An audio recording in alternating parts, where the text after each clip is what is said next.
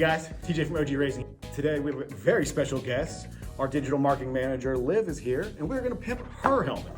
Hey. Oh, Liv's got that GT6 from Bell. Today we're gonna show you how to put comms in it. We're gonna pimp it out with all sorts of pretty pink and purple, and we're gonna do it right. Let's learn how to wire this bad boy up. Right, so first thing we need to do is get the cheek pad out. All right.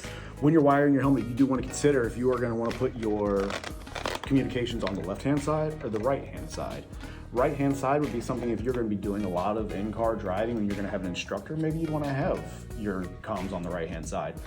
But 9 times out of 10, you're going to want it on the left-hand side. And the reason for that is most time people are running radios, they're going to be doing it in an endurance racing environment.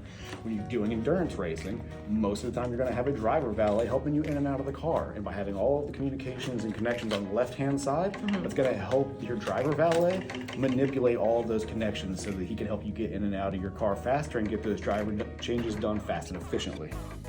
All right, so now we have a very naked helmet. And all you are going to need is your left-hand cheek pad. Oh wait, I have to think about this. Left. Oh. All right, so first things first, we need a mic kit. We sell 2 different mic kits at OG Racing. We sell the Speedcom S3 and we sell the Speedcom M101.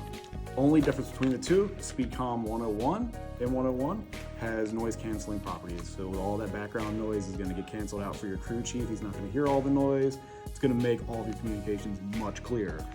If you were looking for a slightly more entry-level option, the S3 is okay, but it will give you some feedback for your comms. First things first, go ahead and get this little windsock off of that. All you gotta do is just roll the O-ring down and get the windsock off. Now you've got that out. So what we're gonna do is we're gonna feed this through the cheek pad. So when you're wiring in your comms, it's good practice to always try and include all of your communications devices inside one cheek pad. That way if you ever need to work on them, you ever need to do anything diagnostic-wise, you pull one cheek pad out and all of your stuff is right here for you to work on. Probably the greatest thing that Bell's done for us in a long time is create all of these channels so that you can run water tubing, you can run electrical tubing, anything you're adding to your helmet now has provisions to do so, and it makes it way better than the old days when you used to have to cut it out with a razor blade. So what we're gonna do today is we're gonna look at this big hole, and we're gonna take this and we're gonna push this through here so we can get our finger through here. So you get this little passageway started, and that's where our mic's gonna go. So you're gonna feed your mic through that until it's out in the middle. Boom.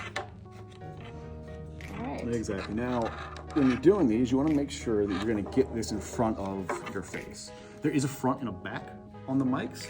They will be labeled. You always wanna make sure the front is facing your face. If not, you will get the most muddled sound you've ever heard out of a microphone. The easiest way to get this guy right is to hold it on your face, right where it rests. Bring the mic to your mouth because you want this to literally live on your mouth when you're talking on it. Okay. And then you're gonna hold it with this finger or anything over here. And then when you pull it off, you can get a rough idea of where this needs to live. And it's gonna live in there. And we're gonna double check it one more time. And this time we're gonna let you hold it.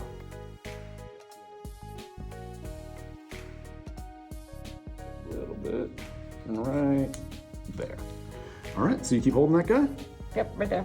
And bring it down on the table for us. So we are gonna glue and then glue and then glue, and then when we think we're done gluing, we're gonna glue just a little bit more. Would you like to glue? I would love to glue. All right. And you are gonna fill this whole channel in. And the more the merrier. You're isolating this from the side of the helmet, and what that does is it really adds a lot of support to the boom mic I don't want to so burn that it it. helps keep it there. So that's good there. Now get a little in here where the mic hits up there, and that's gonna help support that against the cheek pad. All right. Now comes the daunting task of hanging out while that sets up. All right, so we're gonna finish off the wiring on this. We're going to keep figuring out where all of this lies. Every helmet's a little different, so you just want to figure out where things look good. And what that's going to be is just working through all of the channels to figure out where all of the wires fit well. Again, Bell makes this really easy. So for this, we're going to put the junction in, the bigger slot here, and we're going to slide everything down this channel. It's all going to come out of the side of the helmet right here. So we're going to hot glue again, and now we're going to glue from here forward, making sure we cover the end of that junction to keep it locked in there. Yeah, there you go. So that'll be good there. Here we go. Perfect. And now again, I'll hang out and I'll hold that until that cures. All right, look. So we have two options. For your ears, we can either do a stick-in speaker like this, or we could do earbuds that go right inside your ears. I am a firm believer that earbuds are the best, and if you put these in your helmet, you are just asking for disaster and asking for failure to communicate. They're not the worst, but they're really hard to hear. This is so much better. You really don't want that. Please don't put that in your helmet, and please don't make me put that in your helmet. Once everything's done, this is what you should end up with. You should have all of your communications in here, nice and neat. That way there's nowhere for it to go, nowhere for it to come loose. Everything's in its nice little happy home. So now, all we have to do is put the cheek pad back in the helmet. Ooh, nice. Actually, first let's throw a little windsock on, because that will be easier out of the helmet. All right, and what you do, take your O-ring, pull it all the way up so that it's holding the windsock nice and tightly on the mic. And from there, you're good to go. From there, we put it back in the helmet. Is there any particular technique for this? So the easiest way is to just grab the chin strap and hold it taut, and then just push it against the shell of the helmet. Yep. And just make sure everything lines up in there. And Boom. so now this one slides in. You just want to make sure that when you're tucking this in, all the wires are just playing nicely. You don't want to get anything too crazy in there.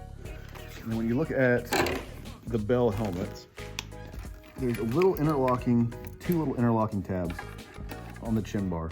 You want to make sure that locks in right there. And then if that's locked in, come to the back side of the cheek pad with your thumb right where the ear would go, shove it in against the shell of the helmet, and that locks everything in. Now you're ready to communicate. Oh, look at that. So we could leave this like this if we really wanted to, and we really just didn't care. I'd love you to not do this. You'll also love yourself if you don't do this. There's a very easy way to do this, and it's just Velcro. Cut two small sections, maybe somewhere in the realm of about 1.5 inches. And what's gonna happen is we're gonna use these two pieces to secure all of the equipment to the helmet. I like to use the stiffer side on the helmet because you're gonna be constantly grabbing the softer side. And it's a little nicer on your race glove so that you're not constantly pulling the threads of your race glove. We need to wrap this around the wire, get a rough idea of how long it needs to be. You're gonna wrap it around, get an idea. We're gonna cut that, and then we're gonna wrap each end with Velcro so that we can secure it.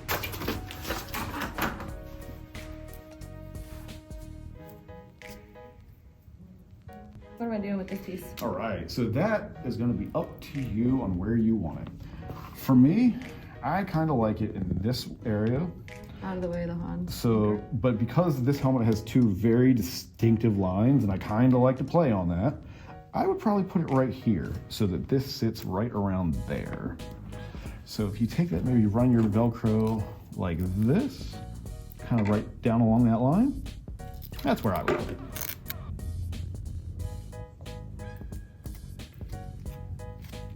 Beautiful. There you go.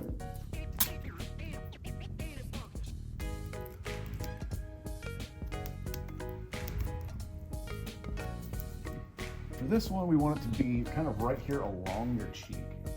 Yep, I think we're gonna go right there. All right. And there it is.